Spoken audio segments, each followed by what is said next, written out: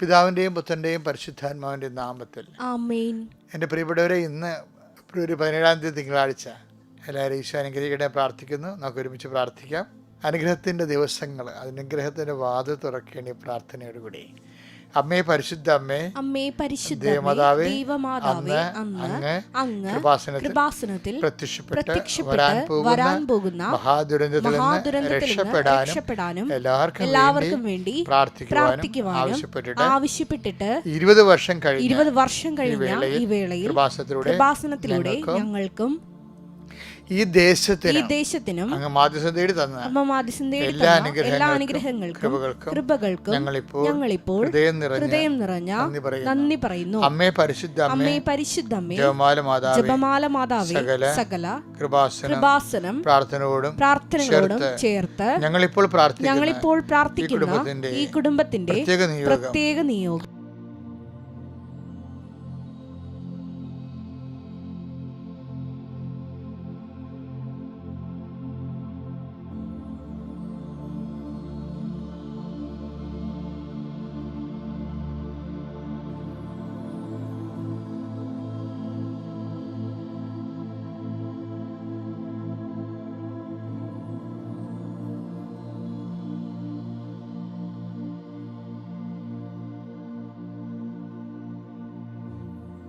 അമ്മയുടെ പ്രത്യക്ഷീകരണത്തിന്റെ ഈ ദ്വാദശക വേളയിൽ ഞങ്ങൾക്ക് സാധിച്ചു തരുവാൻ കനിയണമേ. വിശ്വാസ പ്രമാണം. സർവശക്തനായ പിതാവും ആകാശത്തിന്റെയും ഭൂമിയുടെയും സൃഷ്ടാവുമായ ദൈവത്തിൽ ഞാൻ വിശ്വസിക്കുന്നു. അവിടുത്തെ ഏകപുത്രനും ഞങ്ങളുടെ കർത്താവുമായ ഈശോ മിശിഹായിലും ഞാൻ വിശ്വസിക്കുന്നു. ഈ പുത്രൻ പരിശുദ്ധാത്മാവിനാൽ ഗർഭസ്ഥനായി കന്യകാമറിയത്തിൽ നിന്ന് പിറന്ന് പൊന്തിയോസ് പീലാത്തോസിന്റെ കാലത്ത് പീഡകൾ സഹിച്ച് കുരിശിൽ തറയ്ക്കപ്പെട്ട് മരിച്ച് അടക്കപ്പെട്ട് പാതാളങ്ങളിൽ ഇറങ്ങി മരിച്ചവരുടെ ഇടയിൽ നിന്ന് 3-ാം നാൾ ഉയർത്ത് സ്വർഗത്തിലേക്ക് എഴുന്നള്ളി സർവശക്തിയുള്ള പിതാവായ ദൈവത്തിന്റെ വലതുഭാഗത്തിരിക്കുന്നു. അവിടെ നിന്ന് ജീവിക്കുന്നവരെയും മരിച്ചവരെയും വിധിക്കുവാൻ വരുമെന്നും ഞാൻ വിശ്വസിക്കുന്നു. പരിശുദ്ധാത്മാവിലും ഞാൻ വിശ്വസിക്കുന്നു. വിശുദ്ധ കത്തോലിക്കാ സഭയിലും പുണ്യവാന്മാരുടെ ഐക്യത്തിലും പാപങ്ങളുടെ മോചനത്തിലും ശരീരത്തിന്റെ ഉയർപ്പിലും നിത്യമായ ജീവിതത്തിലും ഞാൻ വിശ്വസിക്കുന്നു. ആമേൻ. സ്വർഗ്ഗസ്ഥനായ ഞങ്ങളുടെ പിതാവേ, അങ്ങയുടെ നാമം പൂജിതമാകണമേ. അങ്ങയുടെ രാജ്യം വരണമേ.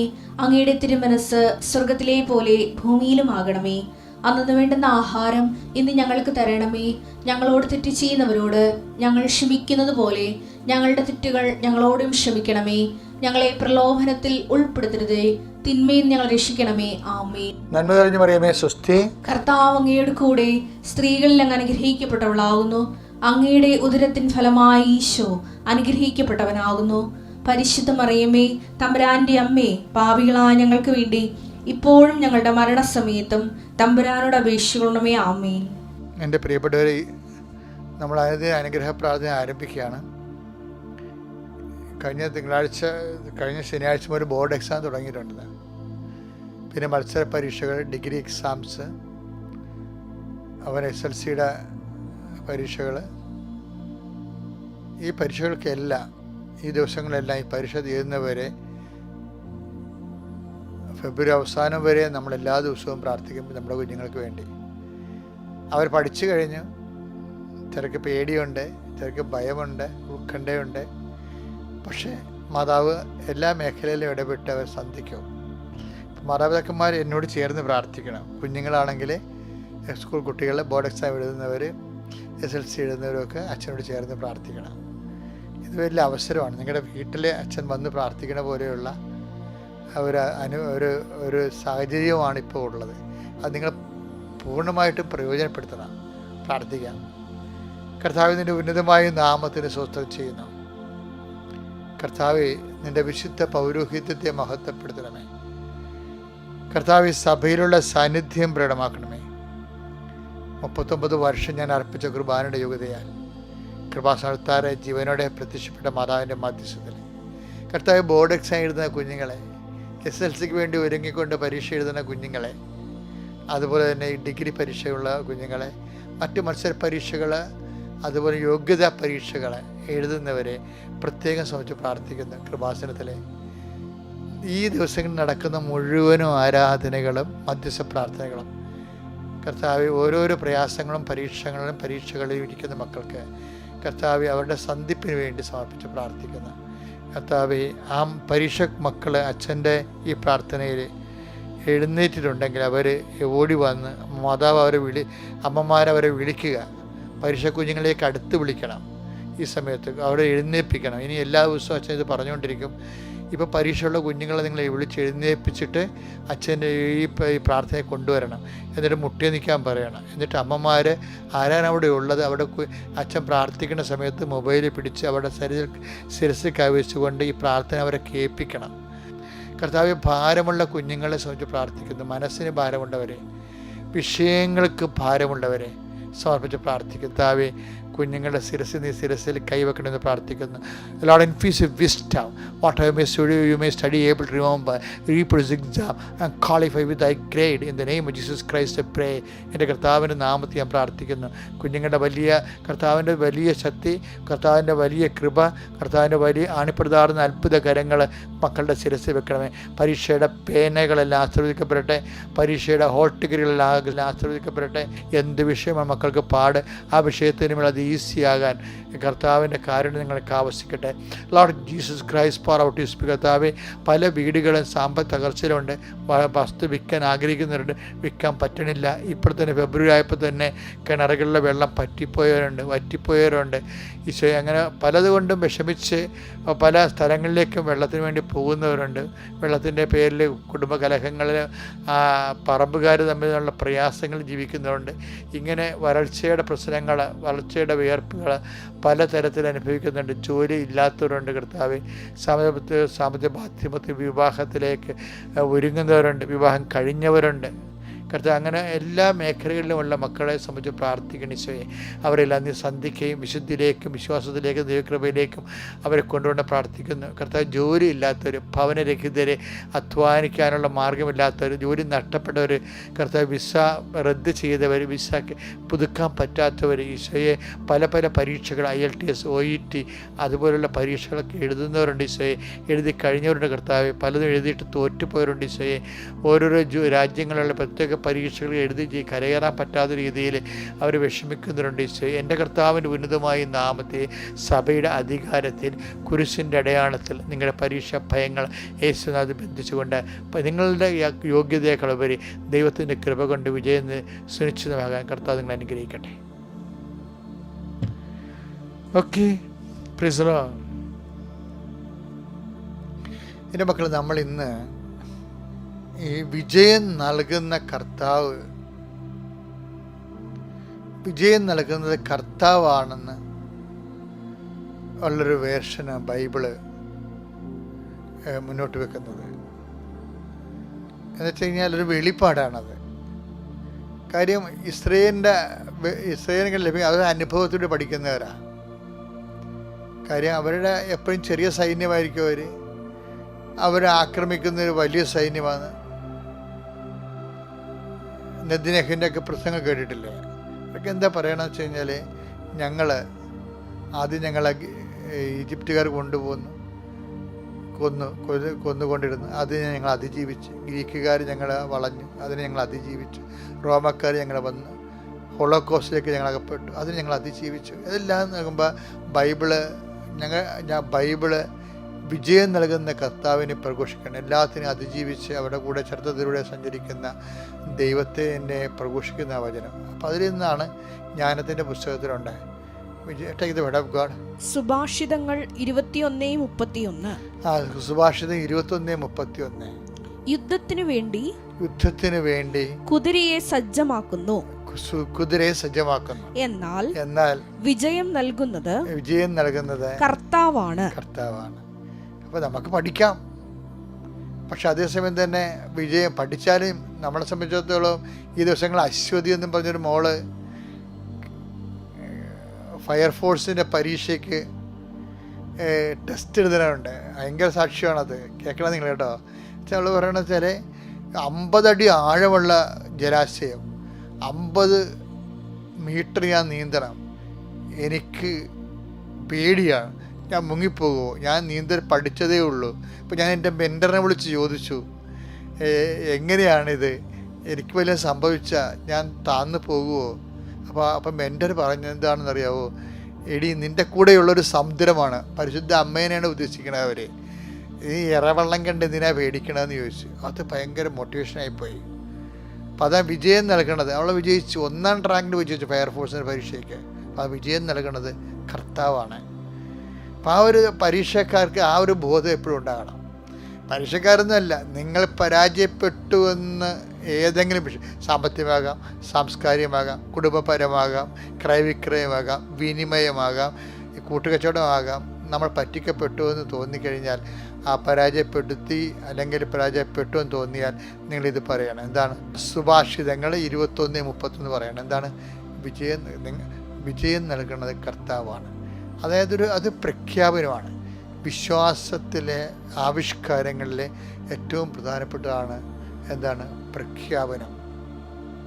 അപ്പം അതുകൊണ്ട് ഇപ്പം ക്രിസ്തുവിൻ്റെ ജീവിതത്തിലെ ക്രിസ്തുവിൻ്റെ ഏറ്റവും വലിയ പ്രഖ്യാപനം എന്താണെന്നറിയാവുക? 17:17 പല പ്രഖ്യാപനങ്ങളുണ്ട്, പക്ഷേ ചില സാഹചര്യങ്ങളിൽ നിന്നുകൊണ്ട് ക്രിസ്തു പ്രഖ്യാപിക്കുന്നുണ്ട്. പത്രോസ് തള്ളിപ്പറയാൻ പോകുന്നു, യൂദാസ് ഒറ്റിക്കൊടുക്കാൻ പോകുന്നു. അതിന് ഒരു അരമണിക്കൂർ 10 മിനിറ്റ് മുമ്പ് ഈശോ പറയേണ്ട ഒരു വർത്തമാനമുണ്ട്. ആ പത്രോസ് തള്ളിപ്പറയുന്നതിന് 10 മിനിറ്റ് മുമ്പ്, യൂദാസ് ഒറ്റിക്കൊടുക്കുന്നതിന് 10 മിനിറ്റ് മുമ്പ്, തൻ്റെ നില തെറ്റിയിരിക്കുന്ന സമയത്ത്, തൻ്റെ എല്ലാ പിടുത്തവും നഷ്ടപ്പെട്ട സമയത്ത് കർത്താവ് പറയേണ്ട വാക്കുണ്ട്. അത് യോഹന്നാൻ 17:17 രേഖപ്പെടുത്തിയിട്ടുണ്ട്. എന്താണ്? അവരെ അങ്ങ് സത്യത്താൽ വിശുദ്ധീകരിക്കണമേ. അവിടുത്തെ വചനമാണ് സത്യം. അതായത് ശിഷ്യന്മാര് വചനം അറിയാവുന്നത് കൊണ്ടാണ് അവർക്ക് തെറ്റ് സംഭവിക്കണമെന്ന് പറയുന്നുണ്ട് ഈശോ. മത്തായി 22:29. മത്തായി 22:29. യേശു മറുപടി പറഞ്ഞു, വിശുദ്ധ ലിഖിതങ്ങളോ ദൈവത്തിന്റെ ശക്തിയോ മനസ്സിലാക്കാത്തതിനാൽ നിങ്ങൾക്ക് തെറ്റുപറ്റിയിരിക്കുന്നു. അപ്പോൾ തെറ്റുപറ്റാനുള്ള സാധ്യത വചനം മനസ്സിലാക്കാത്തത് കൊണ്ടാണ്. അതുകൊണ്ടാണ് കർത്താവ് അവരോട് ക്ഷമിക്കണമെന്ന് പറയണത്. അവരോട് കരക്കുരിശിക്കണമെന്ന് പറയത്തില്ല, അവർ ചെയ്യുന്നത് എന്താണെന്ന് അവർക്ക് അറിയത്തില്ല. എന്ന് വെച്ച് കഴിഞ്ഞാൽ അവരിതിൻ്റെ വചനം മനസ്സിലാക്കിയിട്ടില്ല. അവർ ചെയ്യുന്നത് എന്താണെന്ന് അവർക്കറിയാവേ, അവർ ആളെ കൊല്ലുകയാണ്. പക്ഷേ അത് എൻ്റെ റൂട്ട് കോസ് എന്താണ്? രക്ഷാകര പദ്ധതിയെക്കുറിച്ച് he's not known to them. അതാണ് വിഷയം, അവർക്കറിയത്തില്ല. ലൂക്കാ 23:34 യേശു പറഞ്ഞു, പിതാവേ അവരോട് ക്ഷമിക്കണമേ, അവർ ചെയ്യുന്നത് എന്തെന്ന് അവർ അറിയുന്നില്ല. ഇതിനോടാണ് നമ്മൾ മത്തായി 22:29 കൂട്ടിവെക്കേണ്ടത്. എന്താ കാര്യം? അങ്ങയുടെ വചനം അറിയാത്തത് കൊണ്ട്, വചനത്തിലൂടെ ഉൾത്തിരിഞ്ഞു വരുന്ന രക്ഷാകര പദ്ധതിയെക്കുറിച്ച് നോൺ ടു ഡം, അവർക്ക് അതിനെക്കുറിച്ച് അറിവില്ലാത്ത കൊണ്ടാണ് അവർക്ക് തെറ്റ് സംഭവിക്കുന്നത്. ആർക്കാണ്? പീലാത്തോസിനും കയ്യഫാസിനും അന്നാസിനും. അതേ വർഗത്തിൽ തന്നെയാണ് പത്രോസ്, കർത്താവിനെ തള്ളിപ്പറയാൻ പോകുന്ന പത്രോസ്, കർത്താവിനെ ഒറ്റിക്കൊടുക്കാൻ പോകുന്ന യൂദാസ്. അവരും അവരുടെ കൂടെയുള്ള യോഹന്നാൻ മുതൽ പേരുകളും എന്താണ്? അവരെക്കുറിച്ച് ഈശോ പറയുന്നത് എന്താണ്? അവർ സത്യത്താൽ വിശുദ്ധീകരിക്കാൻ. എന്തെന്നാ പറയണത്? യോഹന്നാൻ 17:17 എന്ന് പറയുന്നത് അങ്ങയുടെ വചനമാണല്ലോ സത്യമെന്ന്. ആ വചനത്തിലും വാഗ്ദാനങ്ങളിലും എല്ലാം വിശ്വസിച്ചുകൊണ്ട് ഈശോ തൻ്റെ നിലപാട് വ്യക്തമാക്കും. തൻ്റെ നില വിട്ടുപോയ അവസ്ഥകളിൽ, കൈ വിട്ടുപോകുന്ന അവസ്ഥകളിൽ കർത്താവ് വചനം അനുസരിച്ച് വചനത്തിന് സാക്ഷ്യം കൊടുക്കും. വചന ചില സമയത്ത് നമ്മുടെ പവറേ, നമ്മുടെ വാക്കുകൾക്കൊക്കെ ഭയങ്കര പവറാണ്. അതായത് ഒരു വിശ്വാസം, ദൈവത്തിന് അതിൻ്റെ അകത്ത് കക്ഷി ചേർത്തിട്ടുള്ള, ദൈവത്തിന് അറ്റാച്ച് ചെയ്തിട്ടുള്ള ദൈവികമായ വചനത്തെയും ശക്തിയെയും പുരയിടങ്ങൾ അറ്റാച്ച് ചെയ്യത്തില്ലേ, അതുപോലെ നമ്മൾ ദൈവത്തിൻ്റെ ശക്തിയെ അറ്റാച്ച് ചെയ്തുകൊണ്ട് വിശ്വാസം പ്രഖ്യാപിക്കുമ്പോൾ ദൈവത്തിൻ്റെ ശക്തിയെ നമ്മുടെ വിഷയങ്ങളിലേക്ക് അറ്റാച്ച് ചെയ്യാൻ പറ്റും. അത് നമ്മൾക്കൂടെ പറഞ്ഞു തരുന്നത് സിറോഫിനിഷ്യ സ്ത്രീ എന്നോ അല്ലെങ്കിൽ മത്തായി കാനംകാരിയോ എന്ന് പറയുന്ന ഒരു സ്ത്രീയില്ലേ, അവളെന്താ പറയണത്, യജമാനനെ അത് ശരിയാണ്, ഞാൻ പട്ടിയാണ്. എന്താണ് അത്? എന്നിട്ടെന്താണ് പറയണത്? പക്ഷേ നായ്ക്കൾ പോലും യജമാനൻ്റെ മേശമേൽ നിന്ന് വീഴുന്ന ഭക്ഷണങ്ങൾ കഴിക്കാറുണ്ടല്ലോ എന്ന് പറയുമ്പോൾ ഉമ്മൺ ഈശോ പറയും, സ്ത്രീയെ നിൻ്റെ ഈ വാക്ക് കൊണ്ട് തന്നെ നീ രക്ഷപ്പെട്ടിരിക്കണം. ആ വാക്കിന്, അവളുടെ വാക്കിന് രക്ഷയുടെ ശക്തി കിട്ടും. അത് ദൈവത്തിൻ്റെ ശക്തിയെ നമ്മൾ അറ്റാച്ച് ചെയ്ത് കഴിഞ്ഞാൽ വിശ്വാസ പ്രഖ്യാപനത്തിലൂടെ നമ്മുടെ വിഷയത്തിലേക്ക്, നമ്മുടെ അവസ്ഥകളിലേക്ക് ദൈവത്തിൻ്റെ ശക്തിയെ നമ്മൾ ഹോൾഡ് ചെയ്യുകയോ പ്രൊക്ലെയിം ചെയ്ത് കഴിഞ്ഞാൽ നമ്മുടെ വാക്ക് തന്നെ ദൈവത്തിൻ്റെ ശക്തി നമ്മളിലേക്ക് അനുഭവിക്കുന്നതിന് കാരണമായി മാറും. അപ്പം വിജയം ഒരിക്കലും തോറ്റു കൊടുക്കരുത് ജീവിതത്തോട്. ദൈവത്തെ ദൈവത്തിനെ കരം ഗ്രഹിച്ചുകൊണ്ട് വിജയത്തിലോട്ട് വിശ്വാസം പ്രഖ്യാപിച്ചുകൊണ്ട് വചനാധിഷ്ഠമായി ജീവിച്ചുകൊണ്ട് സുവിശേഷത്തിന് സാക്ഷ്യം വഹിച്ചുകൊണ്ട് മുന്നേറാൻ വേണ്ടി ദൈവം നൽകിയ അവസരങ്ങളാണ് തോൽവിയെന്ന് മനസ്സിലാക്കിയിട്ട് നമ്മൾ വന്നിരിക്കുന്നത് വിജയിക്കാൻ വേണ്ടിയാണ്. കർത്താവ് എന്താ പറഞ്ഞിരിക്കുന്നത്? നിങ്ങൾ ധൈര്യമായിരിക്കുമേ, ഞാൻ ലോകത്തെ ജയിച്ചിരിക്കുന്നു. യോഹന്നാൻ 16:33 വായിച്ചേ. നിങ്ങൾ എന്നിൽ സമാധാനം കണ്ടെത്തേണ്ടതാണ്. അതായത് ഇപ്പോൾ ഒരു വിഷമസന്ധികളിൽ കർത്താവിലാണ് നമ്മൾ സമാധാനം കണ്ടെത്തേണ്ടതിനാണ് ഇത് പറയുന്നത്. എന്താണ്?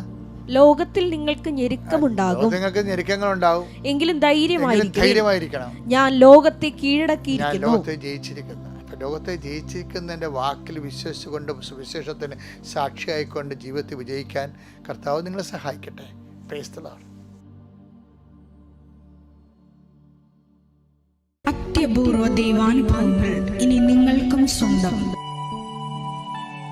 ഈ യൂട്യൂബ് ചാനൽ ഇതുവരെ സബ്സ്ക്രൈബ് ചെയ്തിട്ടില്ലെങ്കിൽ ഇപ്പോൾ തന്നെ സബ്സ്ക്രൈബ് ചെയ്യുക. ഈ വീഡിയോ ഇപ്പോൾ തന്നെ നിങ്ങളുടെ സുഹൃത്തുക്കൾക്ക് ഷെയർ ചെയ്തുകൊണ്ട് കർത്താവിൻ്റെ പ്രേക്ഷിതരാകുക.